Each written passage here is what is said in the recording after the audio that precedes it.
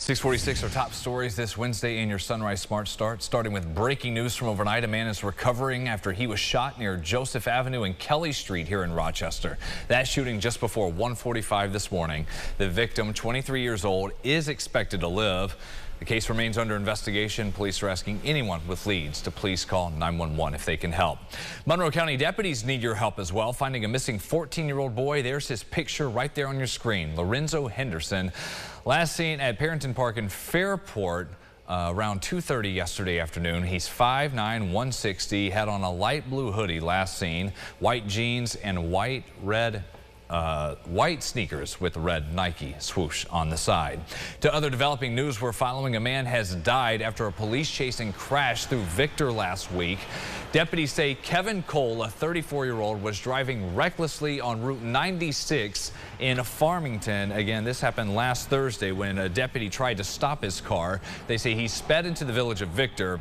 He ran a red light at County Road 42 and crashed into another vehicle with a woman and 2 children inside. All of them were seriously hurt and sent to the hospital. Cole passed away from his injuries yesterday. A 19-year-old man is recovering after a stabbing yesterday afternoon here in Rochester. Police tell us the man was involved in a fight when he was stabbed on Lyle Avenue. This was around 3 o'clock. No arrests have been made. The results here of an investigation from the Monroe County Board of Elections. This is related to delayed reporting on results from election night last year. After running through several tests, county officials believe the majority of the delay was due to network issues, and despite that, they say the ballots were accurately counted. Everything was fine, and they do plan to take more measures on improving election night reporting in the future. We're about 24 hours away from the first tee shots in round 1 of the PGA Championship. That'll come tomorrow morning.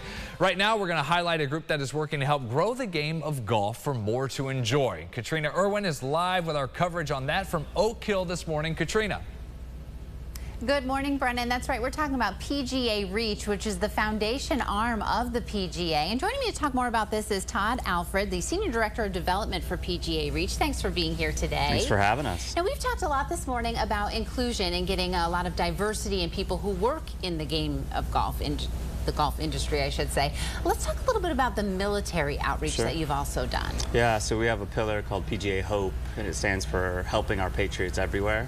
And we have a memo of understanding with the Department of VA, and it's actually prescribed therapy for the veterans. And if you think about it, golf is a great place for people to go to forget maybe about trauma that they've had, or good for their mental health and their physical health to walk out on the golf course. But the big thing too is to get them around their peers. So their peers that can kind of encourage them, we should try this. And we have our PGA professionals across the country, of 1,000 of them that are specially trained to teach veterans. And we're going to serve 12,000 veterans this year.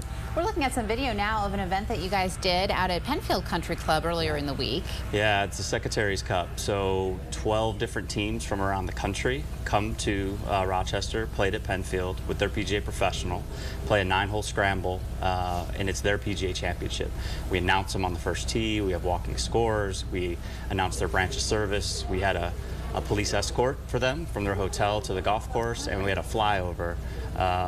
And Thurman Thomas showed up and said a few words for our veterans. And the team from North Texas won at 5 under, and they'll have the Secretary's Cup for the next year. Oh, wonderful to see everybody reaching out to so many different groups while you're here in town. So. Yeah, no, we're very appreciative, and to learn more about Hope, go to our website, pgareach.org, and learn more about how you can help these veterans. Okay, wonderful. Thank you so much for joining us this morning. You.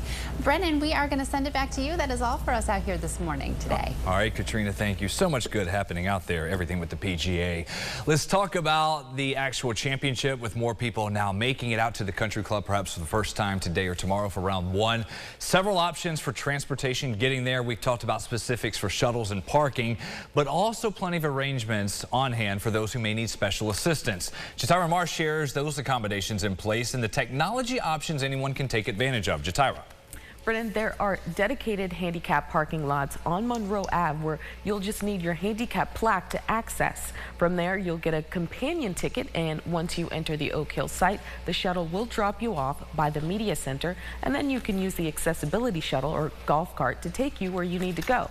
For this event, PGA staff were able to acquire wheelchair-accessible golf carts. There are about 4 of those, part of their fleet of about 10 golf carts for the championship. The number of carts and shuttles canvassing the course varies depending on spectator volume. For anyone, a new option this time, ride sharing. The last time PGA Championship was here in 2013, companies like Uber and Lyft were more so in their infancies. Fast forward to 2023, PGA of America, working with rideshare companies, and designated a special drop site. Knowing you can't just plug in the main course address, there is some geofencing that will dictate where the drivers can actually drop. But we've tried to work closely with these companies to come up with a plan that you could simply try to type in PGA Championship and have a landing page that gets you to the specific instructions that you need getting in and off the property.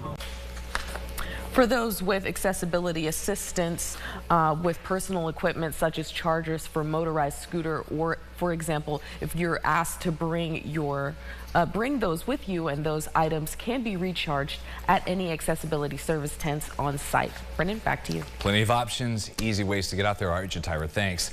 One of the biggest names in the field, of course, Rory McIlroy, the husband of an Irondequoit grad.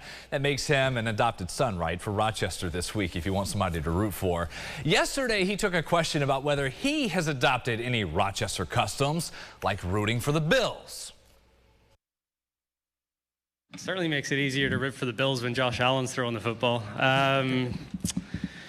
Not really. I mean, I didn't know a ton about this part of the world. Pre-2014, 2013, I guess, when the first time we played here. I've only had one garbage plate in my life. I haven't went overboard with that, but no, I mean, look, I've spent summers here, I've spent falls here, I've spent a few Christmases here. Like I really like, I love the seasons. We live in Florida, we don't get that. And Rory says he's never actually met Josh Allen, who was at the course yesterday. He appeared with 4 teammates from Buffalo at a Beyond the Green event that helps give dozens of kids tools for personal and professional success. Allen also took questions and pictures for about half an hour. And of course, he was asked about potentially meeting up with Rory. Never met, but I know, I think he's an honorary member here at Oak Hill. I'm now a member, so I mean, it kind of makes sense. So I'd love to meet him. I'm a big fan of him. Been a big fan for a long time. Would love to see him get back to his winning ways. That'd be pretty fun. And I'm really excited for the PGA to be here at Oak Hill, and excited to be here and have some of my friends out and get to walk around and enjoy the course. It looks like it's in awesome shape. News 8 is your home, of course, for the 2023 PGA Championship at Oak Hill, broadcasting live from the club's East Course.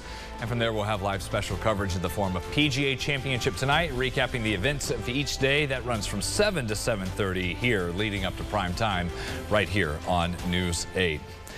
Sunrise traffic 5 minutes ago until we hit 7 o'clock. That one accident still reported here in Rochester, South Clinton Avenue at Gregory Street, close to 490. Elsewhere, bigger picture on the map, everything looking okay on the main expressways. We'll check your Wednesday morning commute one more time when we see you at about 7:25 during CBS Mornings.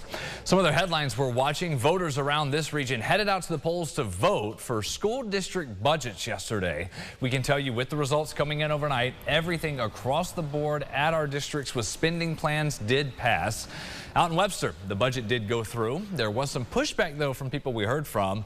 The Greece School District, another example, their budget offers more mental health resources and will replace 33 buses. A lot of districts wanted to upgrade their fleets. In Hilton, expanding the budget was there, as well as levying taxes with a bus purchase as well. All that posted the results at rochesterfirst.com.